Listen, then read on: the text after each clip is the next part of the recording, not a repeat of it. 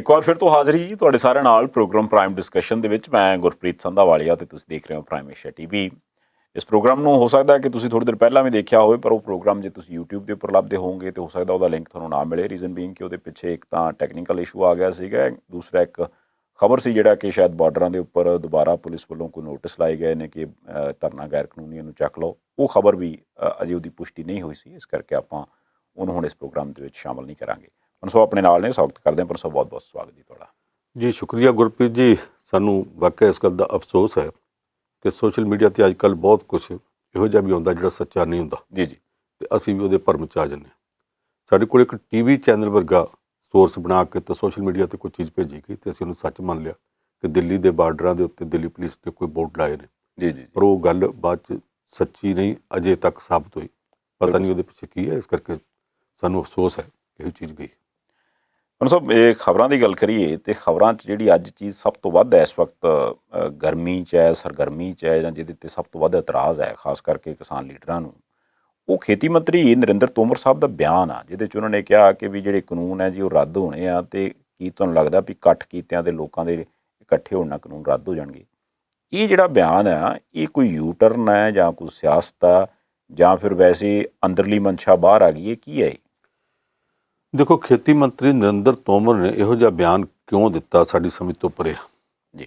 ਉਹ ਕਹਿੰਦੇ ਭੀੜ ਲਿਆਉਣ ਨਾਲ ਕਾਨੂੰਨ ਨਹੀਂ ਬਦਲਾਏ ਜਾ ਸਕਦੇ ਜੀ, ਜਦ ਕਿ ਇਹ ਤੋਂ ਪਹਿਲਾਂ ਕਈ ਵਾਰੀ ਇਹੋ ਜਿਹੇ ਅੰਦੋਲਨ ਹੋਏ ਤੇ ਭੀੜਾਂ ਦੇ ਦਬਾਅ ਥੱਲੇ ਇਹ ਵੇਖ ਕੇ ਕਿ ਜਨਤਕ ਮੂਡ ਕੀ ਹੈ, ਲੋਕ ਕੀ ਚਾਹੁੰਦੇ। ਲੋਕਤੰਤਰ ਹੈ, ਲੋਕਤੰਤਰ ਵਿੱਚ ਲੋਕਾਂ ਦਾ ਮੂਡ ਉੱਥੇ ਆਈ ਗਿਣਤੀ ਤੋਂ ਵੀ ਲੱਗਦਾ ਹੁੰਦਾ ਜੀ। ਔਰ ਸਰਕਾਰਾਂ ਪਹਿਲਾਂ ਵੀ ਉਹਨਾਂ ਦੇ ਅਸਰ ਥੱਲੇ ਕਈ ਕੁਝ ਬਦਲਦੀਆਂ ਰਹੀਆਂ। ਜਦੋਂ ਅੰਨਾ ਹਜ਼ਾਰੇ ਦਾ ਅੰਦੋਲਨ ਸੀ, ਪਾਰਲੀਮੈਂਟ ਅੱਧੀ ਰਾਤ ਤੱਕ ਬੈਠੀ ਰਹੀ ਸੀ। ਉਹ 'ਚ ਕਾਂਗਰਸੀ ਵੀ ਸਨ, ਭਾਜਪਾ ਵਾਲੇ ਵੀ ਸਨ, ਸਾਰੇ ਦੇ ਸਾਰੇ ਸਨ, ਅਤੇ ਕਹਿੰਦੇ ਸੀ ਕਿ ਅੰਨਾ ਦਾ ਵਰਤ ਤਰਾਉਣ ਵਾਸਤੇ ਕਾਨੂੰਨ ਵਿੱਚ ਸੋਧ ਕਰਨ ਨੂੰ, ਲੋਕਪਾਲ ਬਿੱਲ ਵੀ ਤਿਆਰ ਕਰਨ ਨੂੰ ਤਿਆਰ।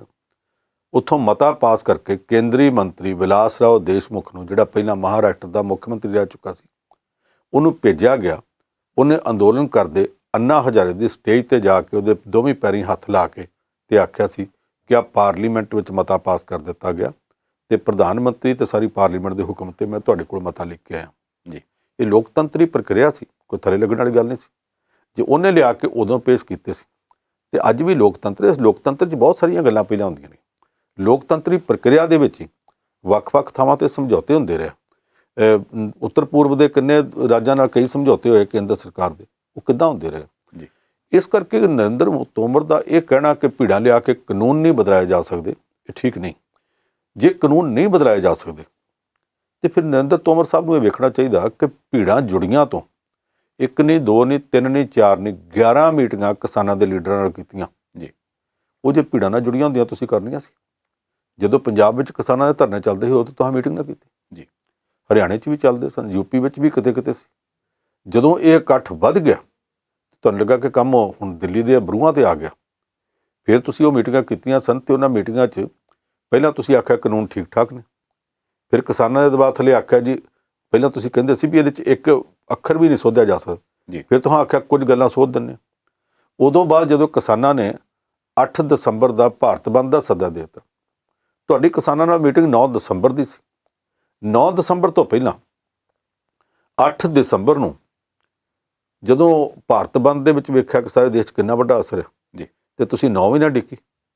ਗ੍ਰਹਿ ਮੰਤਰੀ ਅਮਿਤ ਸ਼ਾਹ ਨੇ ਸੱਦਾ ਭੇਜਿਆ ਅਤੇ 8 ਦਸੰਬਰ ਦੀ ਰਾਤ ਨੂੰ ਹੀ 8 ਵਜੇ ਤੁਸੀਂ ਕਿਸਾਨਾਂ ਨਾਲ ਮੀਟਿੰਗ ਕੀਤੀ। ਇੱਕ ਕਿਸਾਨ ਲੀਡਰ ਵਿੱਚੋਂ ਭੀੜ 'ਚੋਂ ਪੁਲਿਸ ਵਾਲਾ ਨਾਲ ਨਾਰਾਜ਼ ਹੋ ਕੇ ਮੁੜ ਗਿਆ, ਉਹਨੂੰ ਵਾਪਸ ਸੱਦਿਆ ਗਿਆ। ਉਹਦੇ ਉਡੀਕਣ ਤੱਕ ਅੱਧੇ ਘੰਟੇ ਤੋਂ ਵੱਧ ਗ੍ਰਹਿ ਮੰਤਰੀ ਕਿਸਾਨਾਂ ਦੀ ਮੀਟਿੰਗ 'ਚ ਚੁੱਪ ਕਰਕੇ ਬੈਠਾ ਡਿੱਗਦਾ ਰਿਹਾ। ਇਹ ਜੇ ਭੀੜ ਦਾ ਪ੍ਰੈਸ਼ਰ ਨਹੀਂ ਸੀ ਕੀ ਸੀ ਇਹ ਜੀ। ਫਿਰ ਇਸ ਤੋਂ ਬਾਅਦ ਇਹ ਆਖਿਆ ਗਿਆ ਕਿ ਸਰਕਾਰ ਤੁਹਾਡੀਆਂ ਬਹੁਤ ਸਾਰੀਆਂ ਮੰਗਾਂ ਮੰਨਣ ਨੂੰ ਤਿਆਰ ਹੈ, ਸਿਰਫ ਕਾਨੂੰਨ ਰੱਦ ਨਾ ਕਰਾਓ, ਅਸੀਂ ਤੁਹਾਨੂੰ ਕੱਲ੍ਹ ਤੱਕ ਆਪਣੀ ਪ੍ਰਪੋਜ਼ਲ ਭੇਜਾਂਗੇ। ਅਗਲੇ ਦਿਨ 9 ਦਸੰਬਰ ਨੂੰ ਇੱਕ ਚਿੱਠੀ ਭੇਜੀ ਗਈ ਜਿਹਦੇ 'ਚ 8 ਨੁਕਤੇ ਆਖੇ ਕਿ ਸਰਕਾਰ ਆ ਵੀ ਸੋਧਣ ਨੂੰ ਤਿਆਰ ਹੈ, ਆ ਵੀ ਸੋਧਣ ਨੂੰ ਤਿਆਰ, ਆ ਵੀ ਸੋਧਣ ਨੂੰ ਤਿਆਰ ਹੈ ਜੀ। ਭੀੜ ਤਾਂ ਉਦੋਂ ਵੀ ਬੈਠੀ ਸੀ। ਜੇ ਭੀੜ ਦੇ ਦਬਾਅ ਥੱਲੇ ਨਹੀਂ ਸੀ ਤੇ ਫਿਰ ਤੁਸੀਂ ਇਹ ਗੱਲ ਉਦੋਂ ਕਿਉਂ ਕਹਿ ਦਿੱਤੀ ਸੀ? ਇਹਦਾ ਮਤਲਬ ਸਾਫ਼ ਹੈ ਕਿ ਜਿਹੜਾ ਲੋਕਤੰਤਰ ਹੈ, ਲੋਕਤੰਤਰ 'ਚ ਲੋਕਾਂ ਦਾ ਰੋਹ, ਲੋਕਾਂ ਦੀ ਗਿਣਤੀ, ਲੋਕਾਂ ਦੀ ਬਹੁ ਗਿਣਤੀ, ਲੋਕਾਂ ਦਾ ਜਿਹੜਾ ਵੱਡੇ ਪੱਧਰ ਦਾ ਅੰਦੋਲਨ ਹੈ, ਇੱਕੋ ਅਰਥ ਰੱਖਦਾ। ਇਹਨਾਂ ਅੰਦੋਲਨਾਂ ਦਾ ਕਰਕੇ ਹੀ ਜਦੋਂ ਜਨਤਾ ਨੇ ਆਜ਼ਾਦੀ ਤੋਂ ਬਾਅਦ ਲੋਕਾਂ ਜਾਗੀਰਦਾਰਾਂ ਦੇ ਖਿਲਾਫ ਅੰਦੋਲਨ ਚਲਾਏ ਸਨ ਜੀ, ਤੇ ਜਿਹੜਾ ਉਹ ਭੂਦਾਨ ਅੰਦੋਲਨ ਵਿਨੋਬਾ ਭਾਵੇਂ ਦੀ ਅਗਵਾਈ 'ਚ ਵੀ ਚੱਲਿਆ ਸੀ, ਇੱਦਾਂ ਦੇ ਕਈ ਹੋਰ ਅੰਦੋਲਨ ਵੀ ਚੱਲੇ ਨੇ। ਅੱਜ ਇਹੋ ਜਿਹਾ ਬਿਆਨ ਖੇਤੀ ਮੰਤਰੀ ਨੂੰ ਇਸ ਵੇਲੇ ਨਹੀਂ ਸੀ ਦੇਣਾ ਚਾਹੀਦਾ। ਜਦੋਂ ਦਿੱਤਾ ਗਿਆ ਤੇ ਉਹਦਾ ਕਿਸਾਨ ਆਗੂਆਂ ਨੇ ਬਹੁਤ ਬੁਰਾ ਮਨਾਇਆ। ਉਹ ਸਮਝਦੇ ਆ ਕਿ ਸਰਕਾਰ ਨੇ ਹੁਣ ਤੱਕ ਸਾਡੇ ਨਾਲ ਜਿੰਨੀਆਂ ਕੁ ਗੱਲਾਂ ਕੀਤੀਆਂ ਸਨ, ਉਹ ਸਾਰੀਆਂ ਗੱਲਾਂ ਤੋਂ ਇੱਕਦਮ ਪਾਸਾ ਪਲਟਣ ਵਾਲੀ ਗੱਲ ਜਿਹੜੀ ਸਰਕਾਰ ਨੇ ਕੀਤੀ ਹੈ ਤੇ ਇਹਨੂੰ ਨਹੀਂ ਕਰਨੀ ਚਾਹੀਦੀ। ਹੁਣ ਕੱਲ੍ਹ ਨੂੰ ਪਗੜੀ ਸੰਭਾਲ ਜੱਟਾ ਲਹਿਰ ਦਾ ਦਿਨ ਵੀ ਮਨਾ ਰਹੇ ਨੇ, ਉਹਦੇ ਬਾਅਦ ਉਹਨਾਂ ਨੇ ਹੋਰ ਦਿਨ ਵੀ 4-5 ਰੱਖ ਲਏ ਨੇ। ਇਹਨਾਂ ਸਾਰਿਆਂ ਦਿਨਾਂ ਤੇ ਸਰਕਾਰ ਦੇ ਖਿਲਾਫ ਇਹ ਗੱਲ ਚੁੱਕੀ ਜਾਵੇਗੀ ਕਿ ਸਾਡੇ ਨਾਲ ਸਰਕਾਰ ਨੇ ਗੱਲਾਂ ਆਹ ਕੀਤੀਆਂ ਤੇ ਬਾਅਦ 'ਚ ਖੇਤੀ ਮੰਤਰੀ ਨੇ ਆਹ ਬਿਆਨ ਦਿੱਤਾ।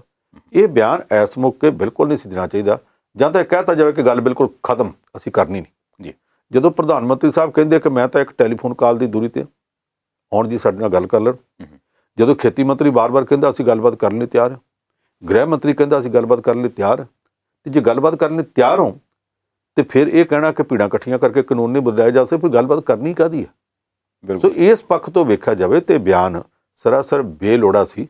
ਜਿਹੜਾ ਨਾ ਦਿੱਤਾ ਜਾਂਦਾ ਤੇ ਚੰਗਾ ਸੀ, ਇਹਦੇ ਨਾਲ ਕੁੜੱਤਣ ਹੋਰ ਵਧੇਗੀ। ਇੱਕ ਸਾਹਿਬ, ਸੋਸ਼ਲ ਮੀਡੀਆ ਦੇ ਉੱਪਰ ਜਿਹੜਾ ਲੋਕਾਂ ਦੇ ਵੱਲੋਂ ਵਿਚਾਰ ਪ੍ਰਗਟ ਕੀਤੇ ਜਾ ਰਹੇ, ਉਹਦੇ 'ਚ ਇਹ ਵੀ ਕਿਹਾ ਜਾ ਰਿਹਾ ਕਿ ਜੇ ਲੋਕਾਂ ਦਾ ਇਕੱਠ ਕਿਸੇ ਮੁੱਦੇ ਦੇ ਹੱਕ 'ਚ ਹਾਮੀ ਨਹੀਂ ਭਰਦਾ ਤੇ ਫਿਰ ਜਦੋਂ ਰਾਜਨੀਤੀਵਾਨ ਵੋਟਾਂ ਲੜਦੇ ਨੇ, ਇਲੈਕਸ਼ਨਾਂ ਹੁੰਦੀਆਂ ਤੇ ਜਦੋਂ ਵੱਡੀ ਰੈਲੀ ਹੁੰਦੀ ਹੈ ਤੇ ਉਸ ਰੈਲੀ ਦੀਆਂ ਅਖਬਾਰਾਂ 'ਚ TV ਤੇ ਫੋਟੋਆਂ ਵੀ ਆਉਂਦੀਆਂ ਨੇ ਕਿ ਆਹ ਦੇਖੋ ਕਿੰਨੇ ਲੋਕਾਂ ਦਾ ਫਤਵਾ ਸਾਡੇ ਨਾਲ। ਜੇ ਲੋਕਾਂ ਦਾ ਇਕੱਠ ਇੱਕ ਅੰਦੋਲਨ 'ਚ ਮਾਇਨੇ ਨਹੀਂ ਰੱਖਦਾ ਤੇ ਫਿਰ ਉੱਥੇ ਜਦੋਂ ਲੀਡਰਾਂ ਮਗਰ ਹੁੰਦਾ ਉੱਥੇ ਉਹ ਮਾਇਨੇ ਕਿਵੇਂ ਰੱਖਦਾ? ਇਹ ਚਰਚਾ ਹੈ। ਇਕੱਲਾ ਇਹੋ ਕਿਉਂ ਆ, ਰਾਮ ਮੰਦਰ ਵਾਸਤੇ ਵੀ ਅੰਦੋਲਨ ਚੱਲਿਆ ਸੀ ਜੀ। ਹੁਣ ਤਾਂ ਭਲਾ ਮਹਾਰਾਸ਼ਟਰ 'ਚ ਸ਼ਿਵ ਸੈਨਾ ਦੀ ਅਗਵਾਈ 'ਚ ਸਰਕਾਰ, ਜਦੋਂ ਪਿਛਲੀ ਸਰਕਾਰ ਭਾਜਪਾ ਦੀ ਸੀ, ਦੇਵੇਂਦਰ ਫਡਨਵੀਸ ਦੀ ਜੀ, ਉਦੋਂ ਇੱਕ ਵਾਰੀ ਕਿਸਾਨਾਂ ਦਾ ਅੰਦੋਲਨ, ਸਾਰੇ ਮਹਾਰਾਸ਼ਟਰ 'ਚੋਂ ਲੋਕ ਨੰਗੇ ਪੈਰੀ ਪੈਦਲ ਚੱਲ ਕੇ ਮੁੰਬਈ ਤੱਕ ਪਹੁੰਚ ਗਏ। ਸਾਰਾ ਮੁੰਬਈ ਸ਼ਹਿਰ ਭਰ ਗਿਆ। ਉਦੋਂ ਵੀ ਇੱਕ ਸਮਝੌਤਾ ਕੀਤਾ ਸੀ ਮਹਾਰਾਸ਼ਟਰ ਦੀ ਸਰਕਾਰ ਨੇ, ਕਈ ਹੋਰ ਮੌਕਿਆਂ 'ਤੇ ਵੀ ਹੁੰਦੇ ਰਹੇ। ਇਹ ਕਹਿਣਾ ਇਹਦੇ ਨਾਲ ਕੋਈ ਫਰਕ ਨਹੀਂ ਪੈਂਦਾ, ਇਹਦਾ ਕੋਈ ਮਤਲਬ ਨਹੀਂ ਗਾ। ਫਰਕ ਪੈਂਦਾ ਲੋਕਤੰਤਰ ਆ। ਲੋਕਤੰਤਰ ਵਿੱਚ ਲੋਕਾਂ ਦੀ ਰਾਏ ਨੂੰ ਉੱਕਾ ਪੁੱਕਾ ਰੱਦ ਨਹੀਂ ਕੀਤਾ ਜਾ ਸਕਦਾ। ਉਹਦੇ ਉੱਤੇ ਵਿਚਾਰ ਹੋ ਸਕਦੀ ਹੈ। ਤੁਹਾਡੀ ਇੱਕ ਆਪਣੀ ਰਾਏ ਆ, ਕਿਸਾਨਾਂ ਦੀ ਆਪਣੀ ਰਾਏ ਆ, ਲੋਕਾਂ ਦੀ ਆਪਣੀ ਰਾਏ ਆ। ਉਹ ਰਾਏ ਜਿਹੜੀ ਆ ਉਹਨੂੰ ਇਹ ਵੇਖ ਕੇ ਇਹਦੇ ਵਿੱਚੋਂ ਕੋਈ ਰਸਤਾ ਕੱਢਿਆ ਜਾਂਦਾ, ਕੋਈ ਰਾਹ ਲੱਭਿਆ ਜਾਂਦਾ। ਜੇ ਇੱਕ ਤਰਫਾ ਤੌਰ 'ਤੇ ਉਹਨੂੰ ਸਾਰੇ ਨੂੰ ਰੱਦ ਕਰ ਦਿੱਤਾ ਜਾਵੇ ਤੇ ਉਹ ਲੋਕਤੰਤਰੀ ਭਾਵਨਾ ਦੇ ਖਿਲਾਫ ਹੁੰਦਾ। ਹਾਂ, ਕਿਸੇ ਕੋਲ ਬਹੁਤ ਸੰਮਤੀ ਆ ਪਾਰਲੀਮੈਂਟ 'ਚ, ਕਾਨੂੰਨ ਤਾਂ ਉਹ ਪਾਸ ਕਰਾ ਸਕਦਾ, ਪਰ ਲੋਕਤੰਤਰੀ ਭਾਵਨਾ ਵਾਲੀ ਗੱਲ ਉਹਦੇ 'ਚ ਫਿਰ ਨਹੀਂ ਰਹਿੰਦੀ। ਬਿਲਕੁਲ। ਅੱਛਾ, ਇੱਕ ਸਾਹਿਬ, ਪਿਛਲੇ ਦਿਨ ਹੀ ਰਾਕੇਸ਼ ਟਕੈਤ ਹੋਰਾਂ ਦਾ ਬਿਆਨ ਸੀਗਾ ਕਿ ਜੇ ਸਾਨੂੰ ਲੋੜ ਪਈ ਤੇ ਅਸੀਂ ਫਸਲ ਦੀ ਕੁਰਬਾਨੀ ਵੀ ਦੇ ਦਿਆਂਗੇ, ਸਾਨੂੰ ਭਾਵੇਂ ਅੱਗ ਲਾਉਣੀ ਪੈ ਜੇ ਪਰ ਅਸੀਂ ਹਟਣ ਵਾਲੇ ਹੈ ਨਹੀਂ। ਉਸ ਬਿਆਨ ਤੋਂ ਬਾਅਦ ਪੰਜਾਬ 'ਚ ਵੀ ਹੋਰਨਾਂ ਥਾਵਾਂ 'ਤੇ ਵੀ ਕੁਝ ਕਿਸਾਨਾਂ ਨੇ ਨਾ ਜੀ ਖਲੁੱਤੀ ਫਸਲ ਵਾਹੀ। ਹੁਣ ਟਕੈਤ ਸਾਹਿਬ ਨੇ ਆਪਣੇ ਸੋਸ਼ਲ ਮੀਡੀਆ ਹੈਂਡਲ ਦੇ ਉੱਪਰ ਵੀ ਇਸ ਚੀਜ਼ ਦੇ ਲਈ ਕਿਹਾ ਕਿ ਮੈਂ ਇਹੋ ਜਿਹਾ ਕੁਛ ਨਹੀਂ ਕਿਹਾ, ਜਾਂ ਜੋ ਤੁਸੀਂ ਕਰ ਰਹੇ ਹੋ ਇਨ ਬਿਨ ਦੀ ਕੋਈ ਕਾਲ ਨਹੀਂ ਹੈ ਤੇ ਤੁਸੀਂ ਇਹ ਕੰਮ ਨਾ ਕਰੋ। ਇਹ ਜਿਹੜੀ ਚੀਜ਼ ਹੋਣ ਲੱਗ ਪਈ ਕਿ ਫਸਲ ਵਾਹਣੀ ਸ਼ੁਰੂ ਕਰ ਦਿੱਤੀ ਕਿਸਾਨਾਂ ਨੇ, ਇਹਨੂੰ ਕਿਵੇਂ ਦੇਖਦੇ ਹੋ? ਦੇਖੋ, ਇਹ ਜੋ ਕੁਛ ਉਹਨਾਂ ਨੇ ਵਾਹਿਆ, ਕਿਤੇ ਹੁਣ ਤੱਕ 4 ਘਟਨਾਵਾਂ ਹੋ ਗਈਆਂ ਜੀ। ਅੱਜ ਵਾਲੀ ਤੇ ਬੜੀ ਚਰਚਾ ਵਿੱਚ ਹੈ ਕਿ ਟਰੈਕਟਰ ਫੇਰ ਦਿੱਤੇ, ਤਵੀਆਂ ਫੇਰ ਦਿੱਤੀਆਂ, ਸਾਰੀ ਫਸਲ ਵਾਹਤੀ। ਇਹ ਤੋਂ ਪਹਿਲਾਂ ਰਾਕੇਸ਼ ਟਕੈਤ ਨੇ ਇਹ ਆਖਿਆ ਸੀ ਕਿ ਇੱਕ ਸੀਜ਼ਨ ਅਸੀਂ ਫਸਲਾਂ ਵੀ ਨਾ ਆਉਣਗੀਆਂ ਤੇ ਅਸੀਂ ਸਾਰ ਲਾਂਗੇ। ਹਾਂਜੀ, ਅੱਗੇ ਵੀ 70 ਸਾਲ ਹੋ ਗਏ ਅਸੀਂ ਘਾਟੇ ਦੀ ਖੇਤੀ ਕਰਦੇ ਪਏ ਹਾਂ। ਸਰਕਾਰਾਂ ਨੇ ਸਾਡੀ ਕਿਰਤ ਦਾ ਜਿੰਨਾ ਮੁੱਲ ਬਣਨਾ ਚਾਹੀਦਾ ਸੀ, ਜਿੰਨਾ ਮੁੱਲ ਪਾਉਣਾ ਚਾਹੀਦਾ ਸੀ, ਉਹ ਨਹੀਂ ਪਾਇਆ ਜੀ। ਅਸੀਂ ਇੰਨੇ ਚਿਰ ਤੋਂ ਘਾਟੇ ਦੀ ਖੇਤੀ ਕਰਦੇ ਪਏ ਹਾਂ। ਇੱਕ ਵਾਰੀ ਜੇ ਲੋੜ ਪਈ ਤੇ ਅਸੀਂ ਖੜੀਆਂ ਫਸਲਾਂ ਅੱਗ ਲਾ ਕੇ ਸਾੜ ਦਿਆਂਗੇ। ਅਸੀਂ ਇਹ ਕਹਿੰਦੇ ਸਾਂ ਵੀ ਇਹ ਗੱਲ ਆਪਣੇ ਆਪ 'ਚ ਚੰਗੀ ਨਹੀਂ। ਇਹਦੇ ਨਾਲ ਕਿਸਾਨਾਂ ਦਾ ਵੀ ਨੁਕਸਾਨ ਹੋਵੇਗਾ, ਇਹਦੇ ਨਾਲ ਦੇਸ਼ ਦੀ ਆਰਥਿਕਤਾ ਦਾ ਵੀ ਨੁਕਸਾਨ ਹੋਵੇਗਾ, ਇਹਦੇ ਨਾਲ ਵਾਤਾਵਰਨ ਦਾ ਵੀ ਨੁਕਸਾਨ ਹੋਵੇਗਾ। ਸਭ ਤੋਂ ਵੱਡੀ ਗੱਲ, ਜਦੋਂ ਵਾਹਗੇ ਬਾਰਡਰ ਤੋਂ ਲੈ ਕੇ ਮੁਗਲ ਸਰਾਏ ਤੱਕ ਇਹ ਅੱਗਾਂ ਲੱਗੀਆਂ ਔਰ ਇਹ ਪਤਾ ਲੱਗਾ ਕਿ ਇੰਨੀ ਫਸਲ ਸਾੜ ਦਿੱਤੀ ਗਈ ਹੈ, ਸਾਰੀ ਦੁਨੀਆ ਦੇ ਵਿੱਚ ਲੋਕਤੰਤਰੀ ਦੇਸ਼ ਭਾਰਤ ਦਾ ਅਕਸ ਜਿਹੜਾ ਉਹ ਕਿੱਦਾਂ ਦਾ ਰਹੇਗਾ, ਇਸ ਅਕਸ ਦਾ ਬਹੁਤ ਵੱਡਾ ਨੁਕਸਾਨ ਹੋਵੇਗਾ। ਬਿਲਕੁਲ, ਅਸੀਂ ਇਹ ਸਮਝਦੇ ਸਾਂ ਕਿ ਇੱਥੋਂ ਤੱਕ ਨੌਬਤ ਨਹੀਂ ਜਾਣੀ ਚਾਹੀਦੀ। ਸਰਕਾਰ ਨੂੰ ਤੇ ਕਿਸਾਨਾਂ ਨੂੰ ਆਪਸ ਵਿੱਚ ਗੱਲ ਕਰਨੀ ਚਾਹੀਦੀ ਹੈ। ਹੁਣ ਰਾਕੇਸ਼ ਟਕੈਤ ਦੇ ਇਸ ਬਿਆਨ ਤੋਂ ਬਾਅਦ, ਕਿਉਂਕਿ ਕਿਸਾਨਾਂ ਵਿੱਚੋਂ ਕਈ ਬਹੁਤ ਕਾਲੇ ਆ ਜੀ, ਠੀਕ ਆ, ਉਹ ਕਾਲੇ ਇਸ ਕਰਕੇ ਕਿ ਉਹਨਾਂ ਦੇ ਅੰਦਰ ਗੁੱਸਾ ਭਰਿਆ ਪਿਆ ਜੀ ਕਿ ਸਰਕਾਰ ਇੱਕ ਤਾਂ ਸਾਨੂੰ ਭਾਅ ਨਹੀਂ ਪੂਰਾ ਦਿੰਦੀ, ਦੂਸਰਾ ਸਰਕਾਰ ਸਾਡੀ ਐਜੀਟੇਸ਼ਨ ਵੱਲ ਕਿੱਦਾਂ ਦਾ ਵਤੀਰਾ ਅਪਣਾਉਂਦੀ ਹੈ। ਪਹਿਲਾਂ ਇੱਕ ਨੇ ਆਪਣੀ ਫਸਲ ਗੁੱਸੇ 'ਚ ਆ ਕੇ ਵਾਹਤੀ, ਫਿਰ ਦੂਜੇ ਨੇ ਵਾਹਤੀ, ਫਿਰ ਤੀਜੀ, ਅੱਜ ਚੌਥੀ ਘਟਨਾ ਹੋ ਗਈ ਹੈ। ਇਹ ਘਟਨਾ ਇੱਕ ਲਹਿਰ, ਇੱਕ ਮੁਹਿੰਮ ਨਾ ਬਣ ਜਾਂਦੀ ਹੋਵੇ, ਇਹਦੇ ਵਾਸਤੇ ਯਤਨ ਕਰਨੇ ਚਾਹੀਦੇ ਆ। ਅੱਜ ਰਾਕੇਸ਼ ਟਕੈਤ ਦਾ ਇਹ ਬਿਆਨ ਆ ਗਿਆ ਕਿ ਦੇਖੋ ਅਸੀਂ ਬਿਆਨ ਜ਼ਰੂਰ ਦਿੱਤਾ ਸੀ, ਪਰ ਤੁਸੀਂ ਅਜੇ ਫਸਲਾਂ ਨਾ ਵਾਹੋ, ਆਪਣੀਆਂ ਫਸਲਾਂ ਤਬਾਹ ਨਾ ਕਰੋ, ਇਹਨਾਂ ਫਸਲਾਂ ਨੂੰ ਸੰਭਾਲ ਕੇ ਰੱਖੋ। ਰੋਸ ਕੀ ਕਰਨਾ, ਕਿੱਦਾਂ ਦਾ ਕਰਨਾ, ਐਜੀਟੇਸ਼ਨ ਦਾ ਕੀ ਤਰੀਕਾ ਹੋਵੇਗਾ, ਇਹ ਸਾਡੇ ਕਿਸਾਨ ਮੋਰਚੇ ਵੱਲੋਂ ਫੈਸਲਾ ਕੀਤਾ ਜਾਵੇਗਾ। ਤੁਸੀਂ ਇੱਥੇ ਕੋਈ ਦਖਲ ਨਹੀਂ ਦਿਓ। ਇਹ ਸਾਰੀ ਗੱਲ ਜਿਹੜੀ ਕਹੀ ਜਾ ਰਹੀ ਹੈ, ਇਹਦਾ ਹੁਣ ਕਿਸਾਨਾਂ ਨੂੰ ਵੀ ਥੋੜ੍ਹਾ ਜਿਹਾ ਹੁੰਗਾਰਾ ਭਰਨਾ ਚਾਹੀਦਾ ਕਾਹਲੀ 'ਚ ਆ ਕੇ ਇਸ ਤਰ੍ਹਾਂ ਉੱਦਾਂ ਹੁਣ ਕਿਸਾਨ ਜਦੋਂ ਬਹੁਤਾ ਦੁਖੀ ਹੁੰਦਾ ਫਿਰ ਕੀ ਕਰਦਾ? ਕਈ ਕਿਸਾਨ ਖੁਦਕੁਸ਼ੀਆਂ ਵੀ ਤਾਂ ਕਰ ਗਏ ਨਾ। ਜੀ ਜੀ। ਕੱਲ੍ਹ ਹੁਸ਼ਿਆਰਪੁਰ ਦੇ ਵਿੱਚ ਇੱਕ ਜਣਾ ਖੁਦਕੁਸ਼ੀ ਕਰ ਗਿਆ। ਉਹਨੇ ਕੇਂਦਰ ਸਰਕਾਰ ਦਾ ਵੀ ਕਸੂਰ ਕੱਢਿਆ ਕਿ ਦੇਸ਼ ਦੇ ਵਿੱਚ ਕਿਸਾਨ ਐਡੀ ਐਜੀਟੇਸ਼ਨ ਕਰਦੇ ਕਿ ਸਰਕਾਰ ਸੁਣਦੀ ਨਹੀਂ। ਨਾਲ ਉਹਨੇ ਪੰਜਾਬ ਦੀ ਸਰਕਾਰ ਦਾ ਵੀ ਕੱਢਿਆ। ਇਹਨਾਂ ਆਖਿਆ ਅਸੀਂ ਕਰਜ਼ੇ ਮਾਫ ਕਰ ਦਿਆਂਗੇ, ਸਾਰੇ ਕਰਜ਼ੇ ਸਾਹਿਬ ਸਾਡੇ ਮਾਫ ਨਹੀਂ ਕੀਤੇ ਗਏ। ਜੀ ਜੀ। ਉਹਨੇ ਦੋਵਾਂ ਸਰਕਾਰਾਂ ਦਾ, ਕੇਂਦਰ ਦਾ ਵੀ ਪੰਜਾਬ ਦਾ ਵੀ ਕਸੂਰ ਕੱਢਿਆ। ਦੋਵੇਂ ਪਿਓ ਪੁੱਤ ਖੁਦਕੁਸ਼ੀ ਕਰ ਗਏ ਨੇ। ਇਸ ਤਰ੍ਹਾਂ ਕਈਆਂ ਥਾਵਾਂ ਤੇ ਹੋਰ ਇਸ ਨਿਰਾਸ਼ਤਾ ਦੇ ਵਿੱਚੋਂ ਇਸ ਤਰ੍ਹਾਂ ਦੀਆਂ ਘਟਨਾਵਾਂ ਵਾਪਰ ਸਕਦੀਆਂ। ਸੋ ਇਹ ਘਟਨਾਵਾਂ ਜਿਹੜੀਆਂ ਇੱਕਾ ਦੁੱਕਾ ਹੁਣ ਤੱਕ 4 ਹੋਈਆਂ, ਇਹ 4 ਤੱਕ ਸੀਮਿਤ ਰਹਿ ਜਾਣੀਆਂ ਚਾਹੀਦੀਆਂ। ਇਹਦੇ ਵਾਸਤੇ ਸਰਕਾਰ ਨੂੰ ਵੀ ਅਪੀਲ ਕਰਨੀ ਚਾਹੀਦੀ ਹੈ। ਰਾਕੇਸ਼ ਟਕੈਤ ਨੇ ਵੀ ਅੱਜ ਕਰ ਦਿੱਤੀ ਹੈ ਔਰ ਅਸੀਂ ਵੀ ਕਿਸਾਨਾਂ ਨੂੰ ਆਖਾਂਗੇ ਕਿ ਇਹ ਕੋਈ ਠੀਕ ਰਾਹ ਨਹੀਂ। ਤੁਹਾਡੀ ਮਿਹਨਤ ਦੀ ਕਮਾਈ ਆ। ਫਸਲਾਂ ਨੂੰ ਇਸ ਤਰ੍ਹਾਂ ਵਾਹੁਣ ਦਾ ਜਾਂ ਕੱਲ੍ਹ ਨੂੰ ਖੜੀਆਂ ਨੂੰ ਅੱਗ ਲਾਉਣ ਦਾ ਇਹੋ ਜਿਹੀ ਕੋਈ ਘਟਨਾ ਨਾ ਕਰੋ। ਇਹਦੇ ਵਿੱਚ ਤੁਹਾਡੀ ਮਿਹਨਤ ਜਿਹੜੀ ਹੈ, ਕਿਰਤ, ਤੁਹਾਡਾ ਮੁੜਕਾ ਲੱਗਾ, ਤੁਹਾਡੇ ਪਰਿਵਾਰ ਦੇ ਵਿੱਚ ਸੁਪਨੇ ਨੇ, ਉਹਨੂੰ ਨਾ ਰੋਲੋ। ਬਾਕੀ ਵਾਧੇ ਘਾਟੇ ਆਉਂਦੇ ਰਹਿੰਦੇ ਆ। ਸਰਕਾਰ ਨਾਲ ਗੱਲਬਾਤ ਚੱਲਦੀ ਪਈ ਹੈ। ਅੱਜ ਨਹੀਂ ਕੱਲ੍ਹ ਨੂੰ ਕਿਸੇ ਪਾਸੇ ਲੱਗ ਵੀ ਸਕਦੀ ਹੈ। ਆਸ ਨਾਲ ਜਾਨ ਕਾਇਮ ਆ। ਇਸ ਮੌਕੇ ਇੰਨੇ ਨਿਰਾਸ਼ੇ ਨਹੀਂ ਹੋਣਾ ਚਾਹੀਦਾ ਕਿ ਫਸਲਾਂ ਹੀ ਵਾਹ ਦਿੱਤੀਆਂ ਜਾਣ। ਜੀ, ਇੱਕ ਪਰਸੋਂ ਆਪਾਂ ਸਵੇਰੇ ਗੱਲ ਕੀਤੀ ਸੀ ਬਾਬਾ ਰਾਮਦੇਵ ਦੀ। ਬਾਬਾ ਰਾਮਦੇਵ ਨੇ ਪਹਿਲਾਂ ਵੀ ਇੱਕ ਵਾਰ ਦਵਾਈ ਕੱਢੀ ਸੀ, ਉਦੋਂ ਬਾਅਦ ਰੌਲਾ ਪੈ ਗਿਆ, ਫਿਰ ਗੁਪਤ ਹੋ ਗਿਆ, ਅਤੇ ਹੁਣ ਜਦੋਂ ਵੇਖਿਆ ਕਿ ਸਾਰੇ ਪਾਸੇ ਦਵਾਈਆਂ ਆ ਰਹੀਆਂ, ਅਤੇ ਬਾਬੇ ਹੋਰਾਂ ਫਿਰ ਪ੍ਰੈਸ ਕਾਨਫਰੰਸ ਕੀਤੀ। 2 ਮੰਤਰੀ ਕੇਂਦਰ ਸਰਕਾਰ ਦੇ ਨਾਲ ਬਿਠਾਏ ਅਤੇ ਕਿਹਾ ਜੀ ਆਹ ਲਓ ਦਵਾਈ ਕਰੋਨੇ ਦੀ। ਫਿਰ WHO ਵਾਲਿਆਂ ਨੇ ਜਦੋਂ ਕਹਿਤਾ ਵੀ ਸਾਡੇ ਕੋਲੋਂ ਦਾ ਸਰਟੀਫਿਕੇਟ ਕੋਈ ਨਹੀਂ ਲਿਆ, ਉਹ ਰੌਲਾ ਜੇ ਠੰਡਾ ਸੀ ਕਿ ਇੱਧਰੋਂ ਹੁਣ ਇੰਡੀਆ ਵਾਲੇ ਪਾਸੋਂ ਜਿਹੜੀ ਡਾਕਟਰਾਂ ਦੀ ਮੈਡੀਕਲ ਐਸੋਸੀਏਸ਼ਨ ਹੈ, ਉਹਨੇ ਕਹਿ ਦਿੱਤਾ ਵੀ ਹੈਲਥ ਮੰਤਰੀ ਸਾਹਿਬ ਤੁਸੀਂ ਦੱਸੋ ਤੁਸੀਂ ਉੱਥੇ ਕੀ ਕਰਦੇ ਸੀ ਜਦੋਂ ਬਾਬੇ ਦੀ ਦਵਾਈ ਸਰਟੀਫਾਈਡ ਹੈ ਹੀ ਨਹੀਂ। ਇਹ ਜਿਹੜੀ ਕਹਾਣੀ ਹੈ ਕਿੱਧਰ ਨੂੰ ਤੁਰ ਪਈ? ਫਿਰ ਦੇਖੋ, ਬਾਬਾ ਰਾਮਦੇਵ ਨੇ ਪਿਛਲੇ ਸਾਲ ਦਵਾਈ ਕੱਢੀ ਸੀ, ਉਹਦਾ ਬੜਾ ਰੌਲਾ ਪਾਇਆ ਸੀ। ਇੰਨੇ ਥਾਵਾਂ 'ਤੇ ਪਰਖ ਹੋ ਗਈ। ਰਾਜਸਥਾਨ ਦੇ ਇੱਕ ਇੰਸਟੀਟਿਊਸ਼ਨ 'ਚ ਪਰਖ ਕੀਤੀ ਗਈ। ਫਿਰ ਰਾਜਸਥਾਨ ਵਾਲਿਆਂ ਨੇ ਆਖਿਆ ਸੀ ਸਾਡੇ ਕੋਲ ਤਾਂ ਕੋਈ ਪਰਖ ਹੀ ਨਹੀਂ ਹੋਈ ਜੀ। ਜਿੱਥੋਂ ਸਰਕਾਰ ਤੋਂ ਆਖਿਆ ਗਿਆ, ਉੱਤਰਾਖੰਡ ਦੀ ਸਰਕਾਰ ਨੇ ਵੀ ਆਖਿਆ ਜੀ ਸਾਨੂੰ ਤਾਂ ਦੱਸਿਆ ਨਹੀਂ ਕੋਈ ਦਵਾਈ ਬਣਾਉਣ ਲੱਗਾ, ਨਾ ਬਣਾ ਕੇ ਦੱਸਿਆ, ਨਾ ਪਰਖ ਦਾ। ਕੇਂਦਰ ਸਰਕਾਰ ਨੇ ਵੀ ਆਖਿਆ। ਫਿਰ ਬਾਬੇ ਨੇ ਕਹਿ ਦਿੱਤਾ ਸੀ ਮੈਂ ਤਾਂ ਇਹ ਗੱਲ ਆਖੀ ਨਹੀਂ, ਜਦ ਕਿ ਵੀਡੀਓ ਮੌਜੂਦ ਹੈ। ਹੁਣ ਉਹਦੇ ਤੋਂ ਬਾਅਦ ਬਾਬੇ ਨੇ ਪਰਸੋਂ ਫਿਰ ਦਵਾਈ ਲਾਂਚ ਕੀਤੀ ਹੈ ਅਤੇ 2 ਕੇਂਦਰੀ ਮੰਤਰੀ ਉੱਥੇ। ਦੇਸ਼ ਦਾ ਸਿਹਤ ਮੰਤਰੀ, ਉਹਦਾ ਬੜਾ ਚੰਗਾ ਪ੍ਰਭਾਵ ਹੈ, ਡਾਕਟਰ ਹਰਸ਼ਵਰਧਨ ਦਾ ਮਾੜਾ ਨਹੀਂ, ਉਹ ਉੱਥੇ ਗਿਆ। ਉਹ ਦਵਾਈ ਉਹਨਾਂ ਲਾਂਚ ਕਰ ਦਿੱਤੀ। ਉਹਨੇ ਆਖਿਆ ਜੀ ਇਹ ਕਰੋਨਾ ਦੀ ਦਵਾਈ ਹੈ ਅਤੇ ਇਹਨੂੰ ਅੰਤਰਰਾਸ਼ਟਰੀ ਪੱਧਰ ਦੀ ਵੀ ਸਰਟੀਫਿਕੇਸ਼ਨ ਹੈਗੀ ਹੈ। ਬਾਅਦ ਵਿੱਚ ਉਹਦੇ ਸਭ ਤੋਂ ਨੇੜਲੇ ਚੇਲੇ ਬਾਲਕ੍ਰਿਸ਼ਨ ਨੇ ਆਖਿਆ ਕਿ ਅੰਤਰਰਾਸ਼ਟਰੀ ਪੱਧਰ 'ਤੇ ਇਹਦੀ ਸਰਟੀਫਿਕੇਸ਼ਨ ਨਹੀਂ ਗਈ, ਭਾਰਤ ਸਰਕਾਰ ਦੀ ਇੱਕ ਏਜੰਸੀ ਤੋਂ ਸਰਟੀਫਿਕੇਸ਼ਨ ਹੈ। ਫਿਰ ਜਿਹੜਾ WHO ਆ, ਵਰਲਡ ਹੈਲਥ ਆਰਗੇਨਾਈਜੇਸ਼ਨ, ਉਹਨਾਂ ਨੇ ਆਖਿਆ ਕਿ ਸਾਡੇ ਕੋਲੋਂ ਕੋਈ ਸਰਟੀਫਿਕੇਸ਼ਨ ਨਹੀਂ, ਸਾਡੇ ਤੋਂ ਪੁੱਛ ਕੇ ਇਸ ਤਰ੍ਹਾਂ ਦਾ ਕੋਈ ਕੰਮ ਨਹੀਂ ਕੀਤਾ ਗਿਆ, ਕੋਈ ਇਹਦੇ ਪਰਖ ਦੇ ਸਾਡੇ ਕੋਲ ਸਬੂਤ ਨਹੀਂ, ਅਸੀਂ ਕੋਈ ਇਹਦੀ ਸਮੀਖਿਆ ਨਹੀਂ ਕੀਤੀ। ਇਹ ਜੋ ਕੁਛ ਵੀ ਆ ਭਾਰਤ ਦੇ ਪੱਧਰ 'ਤੇ ਆ, ਸਾਨੂੰ ਨਹੀਂ ਪਤਾ, ਅਸੀਂ ਇਹਦੇ ਨਾਲ ਸਹਿਮਤ ਨਹੀਂ। ਸਾਰੇ ਪਾਸਿਓਂ ਆਵਾਜ਼ ਉੱਠ ਪਈ ਕਿ ਫਿਰ ਕੇਂਦਰ ਦਾ ਸਿਹਤ ਮੰਤਰੀ, ਦੂਸਰਾ ਮੰਤਰੀ ਤਾਂ ਕਹਿ ਸਕਦਾ ਜੀ ਮੈਨੂੰ ਸੱਦਿਆ ਇੱਕ ਸਮਾਗਮ 'ਤੇ ਮੈਂ ਚਲਾ ਗਿਆ, ਮੈਨੂੰ ਤਾਂ ਪਤਾ ਨਹੀਂ ਸੀ। ਖਾਸ ਕਰਕੇ ਜਦੋਂ ਕੇਂਦਰੀ ਸਿਹਤ ਮੰਤਰੀ ਜਾਂਦਾ ਤੇ ਦੂਸਰੇ ਮੰਤਰੀ ਨੂੰ ਨਾਲ ਜਾਣ 'ਚ ਕੋਈ ਹਰਜ ਨਹੀਂ। ਪਰ ਕੇਂਦਰੀ ਸਿਹਤ ਮੰਤਰੀ ਜਿਹਦਾ ਚੰਗਾ ਪ੍ਰਭਾਵ ਹੈ, ਇੱਕ ਵਾਰੀ ਦਿੱਲੀ ਦੀਆਂ ਵਿਧਾਨ ਸਭਾ ਚੋਣਾਂ 'ਚ ਭਾਜਪਾ ਵੱਲੋਂ ਮੁੱਖ ਮੰਤਰੀ ਦੇ ਤੌਰ 'ਤੇ ਵੀ ਪੇਸ਼ ਕੀਤਾ ਜਾ ਚੁੱਕਾ। ਜਦੋਂ ਕੇਜਰੀਵਾਲ ਦੀਆਂ 28 ਸੀਟਾਂ ਆਈਆਂ ਸੀ ਅਤੇ ਭਾਜਪਾ ਦੀਆਂ 32 ਸੀ, ਉਦੋਂ ਉਹੀ ਸੀ ਅੱਗੇ। ਉਹ ਡਾਕਟਰ ਹਰਸ਼ਵਰਧਨ ਆਪ ਜਾ ਕੇ ਉਹ ਦਵਾਈ ਜਿਹੜੀ ਹੈ ਉਹਨੂੰ ਲਾਂਚ ਕਰਨ ਦੇ ਮੌਕੇ ਉੱਥੇ ਹਾਜ਼ਰ ਹੈ। ਉਹਦੇ ਉੱਤੇ ਰੌਲਾ ਪੈ ਰਿਹਾ। ਅੱਜ ਡਾਕਟਰਾਂ ਦੀ ਐਸੋਸੀਏਸ਼ਨ ਜਿਹੜੀ ਹੈ, ਇੰਡੀਅਨ ਮੈਡੀਕਲ ਐਸੋਸੀਏਸ਼ਨ, ਉਹਨਾਂ ਨੇ ਕਹਿ ਦਿੱਤਾ ਕਿ ਜਦੋਂ ਇਸ ਦਵਾਈ ਨੂੰ ਇੰਟਰਨੈਸ਼ਨਲ ਤੌਰ 'ਤੇ ਵਰਲਡ ਹੈਲਥ ਆਰਗੇਨਾਈਜੇਸ਼ਨ ਦੇ ਸਰਟੀਫਿਕੇਸ਼ਨ ਨਹੀਂ, ਤੇ ਫਿਰ ਇੱਥੇ ਭਾਰਤ ਸਰਕਾਰ ਦੀ ਵੀ ਕਿਸੇ ਏਜੰਸੀ ਤੋਂ ਹੈ ਨਹੀਂ ਜੀ, ਤੇ ਸਾਡੇ ਕੇਂਦਰ ਦਾ ਸਿਹਤ ਮੰਤਰੀ ਉੱਥੇ ਕਿਉਂ ਗਿਆ? ਇਹਦੇ ਬਾਰੇ ਉਹ ਕਹਿੰਦੇ ਅਸੀਂ ਇੰਡੀਅਨ ਮੈਡੀਕਲ ਕੌਂਸਲ ਨੂੰ ਵੀ ਲਿਖਾਂਗੇ। ਜੇ ਇੰਡੀਅਨ ਮੈਡੀਕਲ ਕੌਂਸਲ ਤੱਕ ਵੀ ਕੱਲ੍ਹ ਨੂੰ ਗੱਲ ਜਾਂਦੀ ਹੈ ਤੇ ਫਿਰ ਵਿਵਾਦ ਅਜੇ ਥੋੜ੍ਹਾ ਹੈ, ਇਸ ਤੋਂ ਬਾਅਦ ਅੱਗੇ ਹੋਰ ਵੱਧ ਸਕਦਾ। ਉਹਦੇ ਤੋਂ ਪਹਿਲਾਂ ਕੇਂਦਰ ਦੇ ਸਿਹਤ ਮੰਤਰੀ ਨੂੰ, ਕੇਂਦਰ ਦੀ ਸਰਕਾਰ ਨੂੰ, ਔਰ ਖੁਦ ਬਾਬਾ ਰਾਮਦੇਵ ਦੀ ਜਿਹੜੀ ਹੈਗੀ ਆ ਫੈਕਟਰੀ, ਜਿਹੜੀ ਉਹਨਾਂ ਦੀ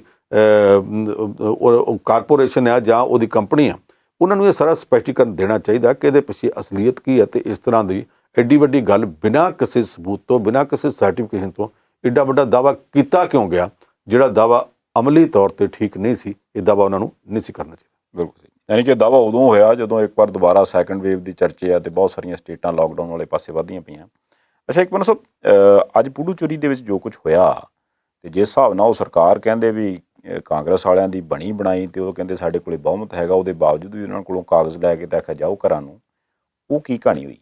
ਦੇਖੋ, ਪਾਂਡੀਚੇਰੀ ਦੇ ਜੇ ਤੇ ਵੇਖੀਏ ਚੁਣੀ ਹੋਈ ਵਿਧਾਨ ਸਭਾ ਦੇ ਵਿੱਚੋਂ ਅੱਜ ਵੀ ਕਾਂਗਰਸੀਆਂ ਕੋਲ ਬਹੁਮਤ ਜੀ, ਕਿਉਂਕਿ ਉਹਦੇ 23 ਮੈਂਬਰ ਕਾਇਮ ਨੇ।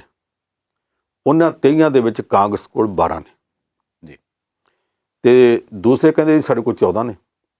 14 ਇਸ ਕਰਕੇ ਆ ਕਿਉਂਕਿ ਭਾਜਪਾ ਦੇ 3 ਮੈਂਬਰ ਆ ਉੱਥੇ, ਉਹ ਤਿੰਨੇ ਹੀ ਉਹ ਮੈਂਬਰ ਨੇ ਜਿਹੜੇ ਭਾਰਤ ਸਰਕਾਰ ਨੇ ਨਾਮਜ਼ਦ ਕੀਤੇ ਆ ਜੀ। ਭਾਰਤ ਸਰਕਾਰ ਹੈ ਭਾਜਪਾ ਦੀ, ਉਹਨਾਂ ਨੇ ਤਿੰਨੇ ਭਾਜਪਾ ਲੀਡਰ ਨਾਮੀਨੇਟ ਕੀਤੇ ਆ। ਅਸੀਂ ਰਾਜ ਸਭਾ ਬਾਰੇ ਤਾਂ ਜਾਣਦੇ ਹਾਂ, ਕੁਝ ਹੋਰ ਥਾਵਾਂ ਬਾਰੇ ਵੀ ਜਾਣਦੇ ਹਾਂ। ਜਿਹੜੇ ਨਾਮਜ਼ਦ ਕੀਤੇ ਮੈਂਬਰ ਆ ਉਹਨਾਂ ਨੂੰ ਵੋਟ ਦਾ ਅਧਿਕਾਰ ਨਹੀਂ ਹੁੰਦਾ ਜੀ। ਇੱਥੇ ਪਹਿਲੀ ਵਾਰ ਅਸੀਂ ਸੁਣਿਆ ਕਿ ਨਾਮਜ਼ਦ ਕੀਤੇ ਮੈਂਬਰ ਜਿਹੜੇ ਆ ਉਹਨਾਂ ਨੂੰ ਵੀ ਵੋਟ ਦਾ ਅਧਿਕਾਰ ਆ। ਜਦੋਂ ਉਹ ਵੀ ਉਹਨਾਂ 11 ਨਾਲ ਰਲ ਕੇ 3 ਤੇ 14 ਹੋ ਗਏ, ਤੇ ਫਿਰ ਜਿਹੜੀ ਕਾਂਗਰਸ ਦੀ ਸਰਕਾਰ ਹੈ ਨਰਾਇਣਾ ਸਾਮੀ ਦੀ, ਇਹਨਾਂ ਕੋਲ 12 ਮੈਂਬਰ ਸਨ ਤੇ ਘੱਟ ਗਿਣਤੀ 'ਚ ਰਹਿ ਗਏ। ਉਹਨੇ ਜਾ ਕੇ ਆਪਣਾ ਅਸਤੀਫਾ ਦੇ ਦਿੱਤਾ, ਪਰ ਨਾਲ ਉਹਨੇ ਪ੍ਰੈਸ ਦੇ ਸਾਹਮਣੇ ਫਿਰ ਆਖਿਆ, ਕਹਿੰਦੇ ਜੀ ਨਾਮੀਨੇਟ ਮੈਂਬਰਾਂ ਨੂੰ ਵੋਟ ਦਾ ਹੱਕ ਨਹੀਂ ਹੁੰਦਾ। ਇੱਥੇ ਦਿੱਤਾ ਗਿਆ, ਕਿਉਂਕਿ ਦਿੱਤਾ ਗਿਆ ਇਸ ਕਰਕੇ 14 ਹੋ ਗਿਆ। ਮੈਂ ਘੱਟ ਗਿਣਤੀ ਜਿਹੜੀ ਮੰਨਦਾ ਤੇ ਮੈਂ ਅਸਤੀਫਾ ਦੇ ਰਿਹਾ, ਪਰ ਅਮਲੀ ਤੌਰ ਤੇ ਜਿਹੜੀ ਚੁਣੀ ਹੋਈ ਵਿਧਾਨ ਸਭਾ ਉਹਦੇ 30 ਹਲਕਿਆਂ ਦੇ ਵਿੱਚੋਂ ਜਿਹੜੇ ਚੁਣ ਕੇ ਆਏ ਸੀ, ਅਸਤੀਫੇ ਦੇਣ ਤੋਂ ਬਾਅਦ ਇੱਕ ਜਣਾ ਜਿਹੜਾ ਉਹਦੀ ਚੋਣ ਰੱਦ ਹੋਈ ਸੀ, ਅਯੋਗ ਕਰਾ ਦਿੱਤਾ ਗਿਆ ਸੀ। 6 ਜਣਿਆਂ ਨੇ ਅਸਤੀਫੇ ਦਿੱਤੇ ਆ, ਉਹ 7 ਕੱਢਣ ਤੋਂ ਬਾਅਦ 23 ਹੈ। 23 ਦੇ ਵਿੱਚੋਂ ਕਹਿੰਦਾ ਸਾਡੇ ਕੋਲ ਕਾਂਗਰਸ ਕੋਲ ਤੇ DMK ਕੋਲ ਸਾਡੇ ਦੋ ਕੋਲ ਰਲਾ ਕੇ ਉਹ ਕਹਿੰਦਾ ਸਾਡੇ 12 ਬਣਦੇ ਆ, ਤੇ ਇਸ ਕਰਕੇ ਅਸੀਂ ਬਹੁਤ ਸੰਮਤੀ 'ਚ ਹਾਂ। ਦੂਸਰੇ ਅਜੇ ਵੀ 11 ਨੇ। ਪਰ ਇਹ ਸਾਰਾ ਕੁਝ ਸਾਡੇ ਭਾਰਤ ਦੀਆਂ ਵਿਧਾਨ ਸਭਾਵਾਂ 'ਚ ਅੱਡ-ਅੱਡ ਕਿਸਮ ਦੇ ਬੜੇ ਚੱਕਰ ਚੱਲਦੇ ਪਏ ਨੇ। ਹੁਣ ਸਾਡੇ ਕੋਲ ਤਾਂ ਇੱਥੇ ਇਹੋ ਜਿਹੀ ਗੱਲ ਕੋਈ ਨਹੀਂ, ਨਾਮੀਨੇਸ਼ਨਾਂ ਕੋਈ ਨਹੀਂ, ਕੁਝ ਰਾਜਾਂ 'ਚ ਹੈਗੀਆਂ ਨੇ। ਉਹ ਹੈਰਾਨੀ ਤਾਂ ਇਹ ਆ ਕਿ ਉਹ ਸਿੱਕਮ ਦੀ ਵਿਧਾਨ ਸਭਾ ਨੂੰ ਵੇਖ ਲਓ ਜੀ, ਉੱਥੋਂ ਦੀ ਵਿਧਾਨ ਸਭਾ ਦੇ 32 ਮੈਂਬਰਾਂ 'ਚ ਇੱਕ ਹਲਕਾ ਜਿਹੜਾ ਉਹਨੂੰ ਸੰਘਾ ਹਲਕਾ ਕਹਿੰਦੇ ਆ। ਜਿੱਦਾਂ ਸਾਡੇ ਇੱਥੇ ਹੁੰਦਾ ਕੋਈ ਜੋਗਿੰਦਰ ਸਿੰਘ ਸੰਧਾ ਹੋਵੇ, ਕੋਈ ਸੰਘਾ ਹੋਵੇ, ਕੋਈ ਕੁਲਦੀਪ ਸਿੰਘ ਸੰਘਾ ਹੋਵੇ, ਉੱਥੇ ਉਹ ਸੰਘਾ, ਪਰ ਉਹ ਸੰਘੇ ਦਾ ਭਾਰਤ ਦੇ ਸੰਘਿਆਂ ਨਾਲ ਕੋਈ ਸੰਬੰਧ ਨਹੀਂ। ਉੱਥੇ ਜਿਹੜੇ ਬੁੱਧ ਧਰਮ ਦੇ ਮੱਠ ਨੇ ਛੋਟੇ ਛੋਟੇ, ਉਹ ਜਿੰਨੇ ਰਜਿਸਟਰਡ ਮੱਠ ਹੈ ਉਹਨਾਂ ਸਾਰਿਆਂ ਵਾਸਤੇ ਇੱਕ ਵੱਖਰਾ ਚੋਣ ਹਲਕਾ ਬਣਾਇਆ ਗਿਆ। ਉਹ 100 ਤੋਂ ਵੱਧ ਮੱਠ ਨੇ, ਉਹਨਾਂ ਵਿੱਚ ਰਹਿੰਦੇ ਸਾਧੂ ਤੇ ਸਾਧਵੀਆਂ ਜਿਹੜੇ ਆ ਉਹ ਕੋਈ 3300 ਦੇ ਕਰੀਬ 3400 ਹੋਣੇ ਆ।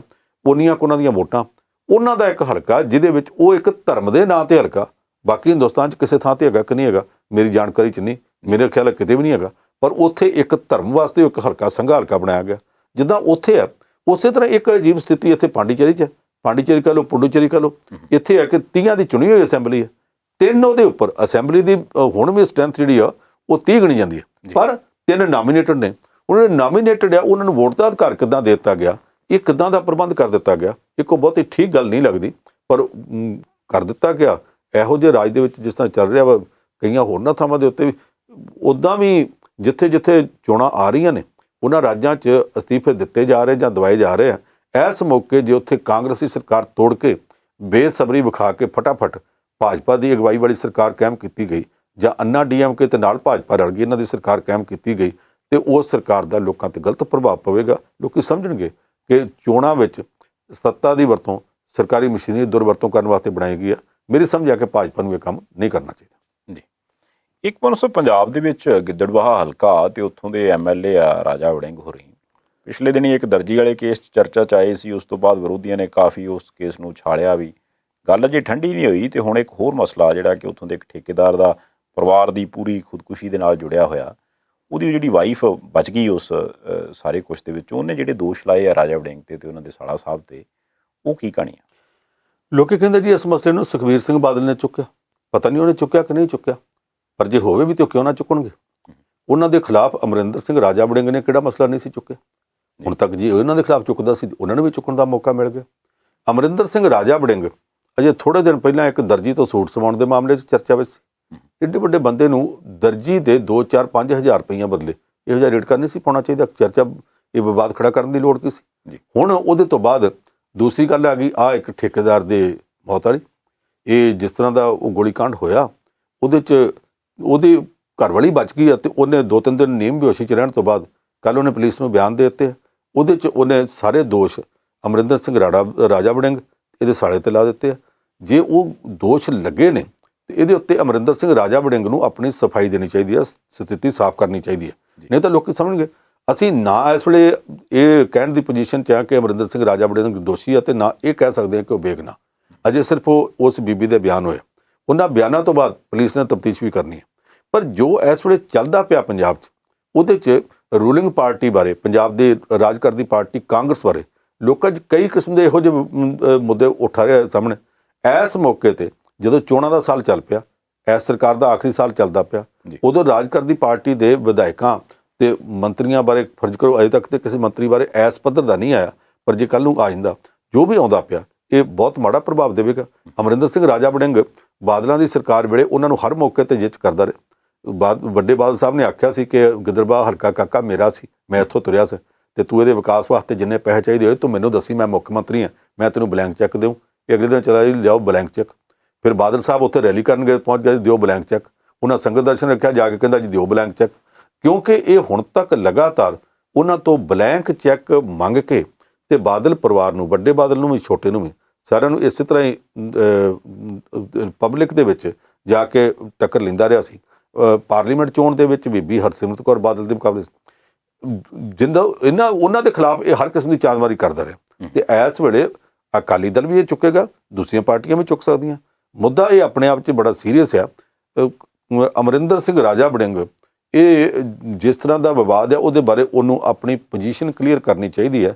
ਜੇ ਇਸ ਮੌਕੇ ਵੀ ਪੋਜੀਸ਼ਨ ਕਲੀਅਰ ਨਹੀਂ ਕੀਤੀ ਜਾਂਦੀ ਤੇ ਫਿਰ ਲੋਕੀ ਆਪੋ ਆਪਣੇ ਢੰਗ ਨਾਲ ਸਿੱਟੇ ਕਰਨਗੇ, ਆਪੋ ਆਪਣੀ ਮਰਜ਼ੀ ਦੇ ਮੁਤਾਬਕ ਇਹ ਸਮਝਣਗੇ ਕਿ ਆਹ ਗੱਲ ਹੋਈ ਆ, ਆਹ ਨਹੀਂ ਹੋਈ।